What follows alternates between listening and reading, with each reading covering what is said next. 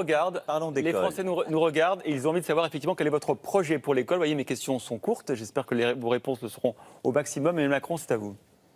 Mon projet pour l'école, c'est de concentrer les moyens sur l'école primaire. On a aujourd'hui 20% des élèves qui ne savent pas bien lire, écrire ou compter en CM2.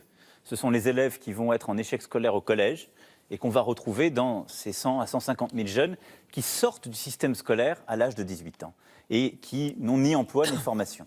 La mère des batailles, c'est l'école primaire. Et donc, je la porterai de plusieurs manières. D'abord en rétablissant les heures d'enseignement, dont le français, qui ont été retirées ces dernières années. En rétablissant les classes bilingues, l'enseignement du latin au collège. Les travaux dirigés, essentiels, parce que dans une famille nombreuse, une famille modeste, eh bien, les inégalités, elles se recréent quand on revient à la maison. Et donc, le travail dirigé est essentiel. Et dans ces zones d'éducation prioritaire, où la pauvreté, les problèmes se concentrent, je veux qu'on réduise le nombre d'élèves par classe en CP, CE1. Parce que c'est là qu'on fait l'apprentissage de la langue et des fondamentaux. Et donc, on ramènera à 12 élèves par classe. Ce sont 12 000 classes, donc 12 000 postes d'enseignants, pour partie en redéployant, pour partie en les embauchant. C'est indispensable. Ensuite, il y a l'effort en matière d'orientation que je veux faire, à la fin du collège comme à la fin du lycée, où on doit mettre davantage les entreprises, les formations universitaires, ce qu'on appelle le post-baccalauréat, présents dans l'entreprise pour expliquer quels sont les débouchés.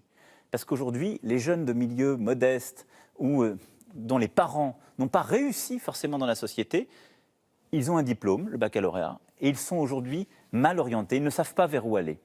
C'est aussi le sens de la réforme que je veux mener pour l'université, en mettant de la transparence sur les résultats des filières universitaires pour que quand on va s'inscrire dans une formation, on sache le nombre de jeunes qui la finissent, que donne le diplôme et si on a un emploi à la clé. Et le dernier point, c'est de développer l'apprentissage. Parce que beaucoup de nos jeunes ne vont pas réussir à travers des formations académiques. Et pour qu'ils aient un emploi, une place dans la société, l'apprentissage est indispensable. Il faut simplifier les règles. Il faut le rapprocher de celles et ceux qui embauchent, c'est-à-dire les branches professionnelles, pour définir les formations et l'organisation. C'est rapidement brossé le projet que j'ai pour l'école et la formation de nos jeunes, qui est le premier chantier pour moi de la reconstruction du pays et de la transformation que je veux mener. Merci pour votre réponse. Marine Le Pen, votre école, elle ressemble à quoi? L'école, elle a été saccagée par les socialistes. Voilà, il faut quand même le dire, hein. Saccagée. On a fait n'importe quoi. Au lieu d'apprendre le français et réserver, comme je le souhaite, 50% de l'apprentissage en primaire à la langue française, parce que c'est la base de tout, et de manière générale aux savoirs fondamentaux, on a mis en place des apprentissages pour les enfants de leur langue d'origine, on a réduit l'enseignement de la grammaire, on a supprimé le redoublement parce qu'en fait c'était des considérations budgétaires, hein, c'était pas le bien-être des enfants, c'était pour faire des économies. On a demandé aux élèves de construire leur savoir, on savait pas ce que ça voulait dire, mais enfin bon bref. On a effondré l'autorité du maître.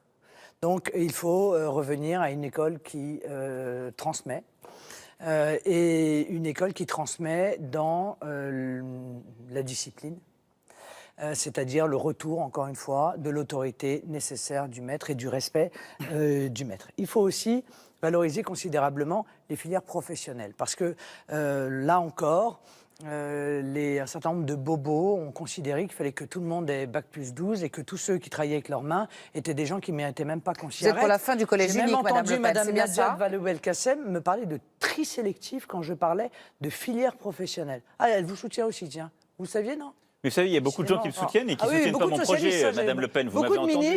Beaucoup de ministres et beaucoup de socialistes. J'aimerais bien savoir combien d'ailleurs vous allez reprendre dans votre... Marine Le Pen, vous êtes pour la fin du collège. Vous êtes élue. Vous êtes pour la fin du collège unique. Laisse poursuivre Marine Le Pen sur son projet pour l'école. Et donc, cette filière professionnelle, il faut évidemment qu'on la développe et qu'on la valorise parce que cela fait maintenant des années et des années qu'on laisse penser à nos jeunes qu'avec Bac+5, eh bien, ils auront un emploi, alors que de plus en plus, vous le savez, ça n'est pas le cas. Je veux qu'à l'université, le critère soit le mérite et ne soit pas le tirage au sort, comme les socialistes viennent de le décider, ce que je trouve le plus injuste en réalité. Hein. La sélection aujourd'hui, elle se fait soit par l'échec, soit par le tirage au sort. Bon, c'est absolument inouï, il faut qu'elle se refasse à nouveau au mérite. Je souhaite au passage que dans l'université, la laïcité s'applique, puisque je crois que vous êtes pour le voile à l'université. Moi, je suis très opposé, évidemment, au voile à l'université, comme je suis très opposé à tous les signes ostensibles dans l'espace public, ainsi que dans l'entreprise. Je pense qu'aujourd'hui, compte tenu de la situation, la laïcité doit s'imposer partout, bien entendu à l'école, avec la neutralité dont on parle souvent moins, mais qui est au moins aussi importante, mais aussi dans l'ensemble de l'espace public. Voilà, aujourd'hui, très honnêtement, il est vrai que plus le niveau d'enseignement est bas, et il y a une sélection par l'argent et par la naissance. Quand on n'apprend plus rien, ce qui fait la différence, c'est la famille, ce sont les relations, c'est l'argent. Et ça, c'est tout à fait contraire à notre idéal républicain.